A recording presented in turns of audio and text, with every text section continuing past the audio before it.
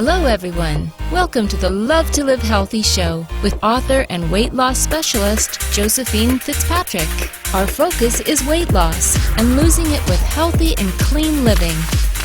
Join us every week to hear answers to questions from our clients all over the world who text and email thousands of weight loss questions daily.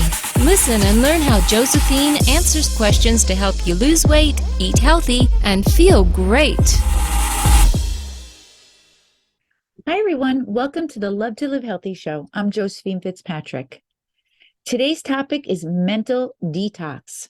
Many of you know how I love detox and how important I feel it is in recalibrating the body. But do you know that the principles of detoxification can also be applied to your mind? This is sometimes referred to as a mental health detox or a mental cleanse. The goal is to declutter negative thinking patterns and clear the mind to refocus and balance towards positivity in life. Many times we are not even aware of our mindset. Our mind is busy with so many things, we don't even notice them happening. There are not only distractions and stressors, but an endless flow of worries and anxious thoughts cramming our nerves. Today, people are so preoccupied with constant news cycles and social media feeds that keeping the mind clear can seem almost impossible. Sometimes your mind can be so cluttered that you lose sleep. In one way or another, a cluttered mind can affect your emotional, mental, and overall physical health. And what many of us do not realize is how damaging these negative thoughts can really be to your physical well-being. I will tell clients all the time, you can be doing everything right, eating clean, exercising, but all of this will not ensure that you are healthy, because what we don't realize is negative, toxic thoughts that we create and live over and over in our minds are killing your healthy cells. Your cells in your body live by eating clean and exercise, but more importantly, they live healthy and they thrive by happiness and positive thinking. They destruct when you are thinking and feeling and living negative.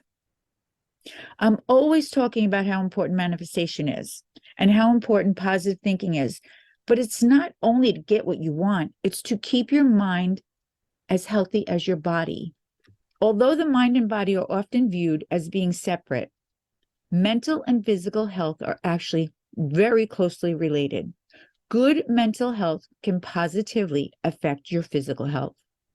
In return, poor mental health can negatively affect your physical health. When it comes to our mind and our thoughts, we have to remember the more energy that goes into something, the more powerful it is. And this is great. If you are meditating, manifesting, and living in a positive state, then that energy you are using is going to make your body, life, and dreams more powerful. But if you are putting your energy and giving your mind space into unimportant negative thinking, then that is what you are making more powerful. And this is why a mental detox can be so important, because what you pay attention to is what you become.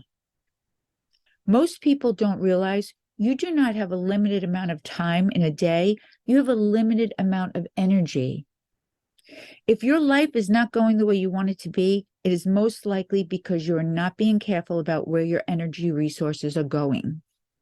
Learning how to go on a true mental detox involves decluttering your mind to increase feelings of peace and rest.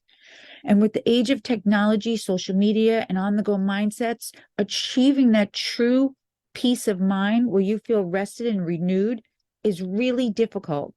So what I would like to do is I'm going to go over the following 8 steps that I put together, how you can start to take a mental detox. And I promise, if you do these, even if you don't do them all, do 1, do 3, do 5, it's going to make you feel better mentally and physically because they go hand in hand.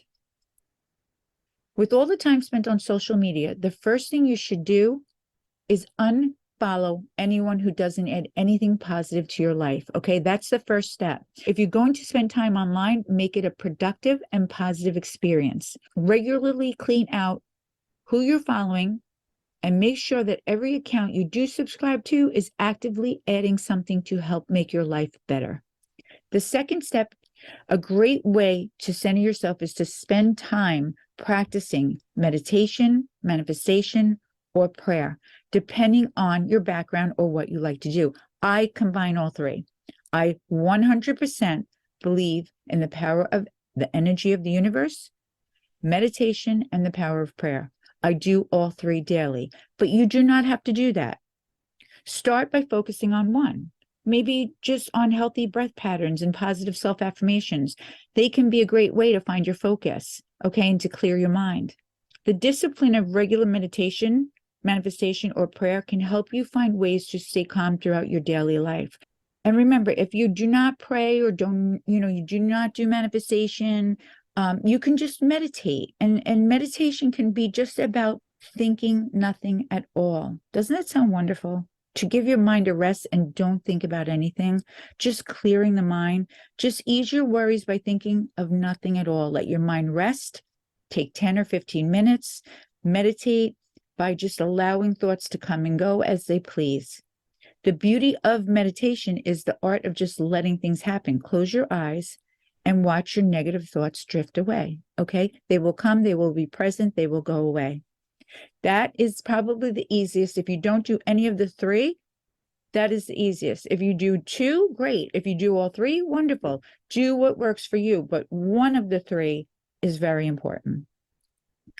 The third step is a breath of fresh air can help you clear your mind, okay? I'm always telling you, get outside, go outside. I know the gyms are great.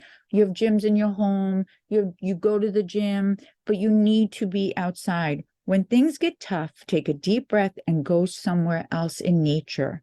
There's something naturally calming about being outside, even when it's cold. Bundle up. Take advantage of Mother Nature's beauty on the days when you need it the most. Go to a local park, walk a nature trail, or simply take a stroll around the block. The fourth step is clean out the old phone numbers of people you don't talk to and shouldn't ever speak to again. And this is less about avoiding the temptation to call someone. It's more about the feeling it will give you to remove these contacts from your life. It will remind you how far you've really come and will help offer a sense of closure in your life. Number 5, self-reflect. Taking the time to self-reflect and determine what is important to you is valuable when learning how to go on a true mental detox. Take time during your week to evaluate what relationships, objects, activities, and environments hold emotional and mental weight in your life. Think about it and use it to determine what things you might need to release in order to achieve happiness or peace. Which brings me to number 6. Live in gratitude. I love this one. Picture someone else in your place. Look at your life right now. Look at your family, your friends, your home, all the blessings. Now picture that it's not you in it. It's someone else who has everything you have and everything you don't have. And you're watching this from outside in.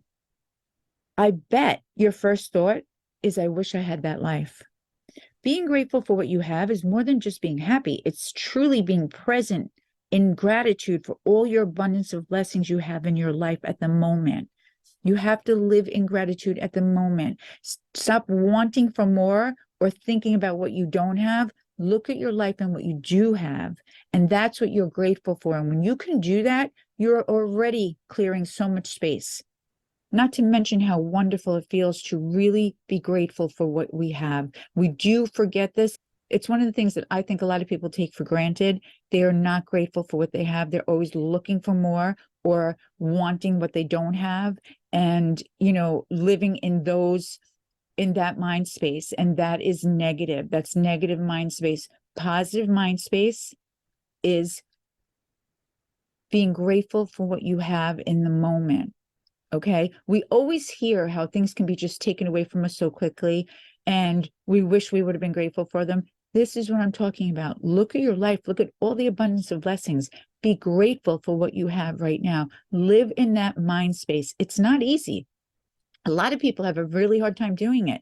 So I want you to live in that mind space and really think about that. Be grateful for what you have right now. Right down to the number on the scale. Everything in your life, okay? You can change what you want to change, but be grateful that you are alive, breathing, and are stepping on the scale and able to do that. Because there's so many people who have so many different illnesses, so many different things going on in their life, they can't even focus on the number on the scale. So if you can, That's something to be grateful for, even if it's not the number you want it to be. Okay. When I say grateful for everything in your life, I mean everything, because we are all so lucky and are so blessed with all the things we have. Okay. And remember, we all go through bad experiences that makes us who we are today. Okay. Which brings me to number 7. Focus on what you can control. Stress can be overwhelming and bring with it a feeling of not being in control. We can't control everything in our lives, but there are many things we can control on a daily basis. So whether it's exercising daily, following your weight loss menu, cleaning your room or office, finding these things as a starting point to help get you control can help clear your mind of things that may otherwise create unnecessary stress and clutter. Number 8, one of my favorites, is to embrace yourself. Self-love starts with self-acceptance. What you may forget in your day-to-day life is you're exactly where you need to be right now. You're not perfect. No one is. However, you can't spend your whole life beating yourself up. Your self-worth isn't determined by all the mistakes you make. It's how you move forward from those mistakes and what you do after you learn from them. Positive emotions will flow through you as you begin to practice self-acceptance and self-compassion. If you expect respect from others, start by showing it to yourself. Lead by example, and that should go for everything in your life. Stop believing the negative thoughts that float in your mind. Don't get swayed by self-deception that you're not good enough or you can't do something. Practice self-care. Stop making excuses and focus on your well-being. You can do anything you put your mind to. Take responsibility for your actions, but then forgive yourself. The bad mistakes you have made you the good person in the end, okay? Because remember, that's when we say, take responsibility, learn from your mistakes. Those mistakes make you a better person, okay? Mistakes are an opportunity to be better. So don't be shameful of them. Don't put them in a negative, make them a positive, okay? When you make a mistake and you learn from it and you move on, that's an opportunity for you to be better. That mistake was a good thing because now you know not to make it again. And it's making you a better person because you're learning from your mistakes. And when we can learn from our mistakes, it makes us better and better, okay? So always remember that. Mistakes are an opportunity to become a better person and to live a better life. Everyone makes mistakes. And when you use these mistakes and learn to use these mistakes to become a better person, that's when you're really going to experience the happiness that you're looking for. Okay? Because you're not beating yourself up anymore. It's not about that. It's about learning that everyone makes mistakes. We're not supposed to be perfect. We're just supposed to learn from the mistakes we made. When we do that, we stop reliving those mistakes in our head, okay? Because we learned from them. And now when you stop reliving them and you learn from them, you're clearing space. And that is the whole point, is to clear space, not to relive things over and over, not to beat ourselves up, but to open the mindset. When we can make the space, that's what's going to give us the happiness, because when we can release negative thoughts, we make room for positive thoughts to enter. And that's what this is all about. Okay, so those are my 8 steps. I do have a final thought for all of you, and I think this is really important. It's okay to make necessary changes in your life if you're not happy with the outcomes of your life anymore. You can't love yourself if you're not happy and proud of the life you're living. Nobody deserves to settle for a life they don't want, and you shouldn't either. It's important to make necessary changes and know that it's never too late to live the life you've always wanted. This will make you love yourself even more, because to do this and to make that change requires taking accountability of your life right now and making a change in your life, which we all know takes a lot of courage. But in order for you to even know if you are happy in your life, if you're not happy in your life, or you just want to change some things, or you just want to be grateful for where you are, whatever it is, you won't know any of this until you're able to be in a good mindset where your mind and your head is in peace and has space to even process what you want, to be grateful for what you have, to know what you want to change. You won't be able to know any of this until you clear the space. And that's what this podcast is about today. Okay, that's all I have for you now. I hope this helps.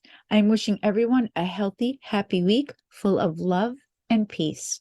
Hugs and love from me to all of you.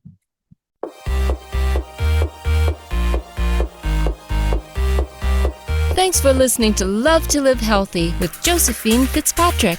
We hope you'll pass along our web address, innovationweightloss.com, to your friends and colleagues who are looking to lose weight by eating clean and living healthy.